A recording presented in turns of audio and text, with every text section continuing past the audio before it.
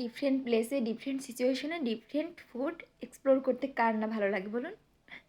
আমারও ভালো লাগে। তবে এটা কিন্তু কোনো ডিফারেন্ট সিচুয়েশনও না, আর ডিফারেন্ট কোনো জায়গাও না। এটা আমার সেই চিরপরিচিত ড্যাফোডিল ইন্টারন্যাশনাল ইউনিভার্সিটি। গিয়েছিলাম একটু কাজে।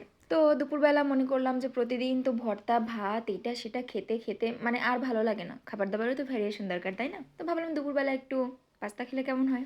এর আগের দিন ইস্ট ওয়েস্ট মেডিকেল কলেজ সংলগ্ন একটা দোকানে অনেক ভালো পাস্তা খেয়েছিলাম, যদিও এই পাস্তাটা তেমন একটা ভালো ছিল না, মানে এক্সপেকটেশন অনুযায়ী ছিল না। তবুও দুপুরবেলা তো খুবই ভালো লাগতেছিল। একা একা গিয়েছিলাম। মাঝে মাঝে ভাবি এই যে একা একা যাই, খাই, ভিডিও করি, মানুষ আমাকে পাগল ভাবে না তো? পরে আবার ভাবি মানুষ আমি যাই করি না কেন সব কিছুতেই কিছু না কিছু ভাববে। ভালো করলেও ভাববে, খারাপ করলেও ভাববে, সিরিয়াস মোডে থাকলেও ভাববে এবং ফানি মোডে থাকলেও ভাববে। তো মানুষের ভাবনা দিয়ে আমার কি আসে যায়? আমার যেটা পছন্দ সেটাই তো আমার করা দরকার, তাই নয় কি? আমি না খেয়ে থাকলেও না মানুষ আমাকে রেঁধে বেড়ে খাওয়াতে আসবে না। ছোট্ট একটা জীবন, সবসময় সব কিছু মানিয়ে চলতে চলতে নিজের সব ইচ্ছে বিসর্জন দিবেন না, সেটা কখনোই উচিত না। একটা সময় গিয়ে যাদের জন্য বিসর্জন দিলেন তারাও কেউ আপনার পাশে থাকবে না, আর আপনার ইচ্ছা তো আপনার কাছে থাকবেই না।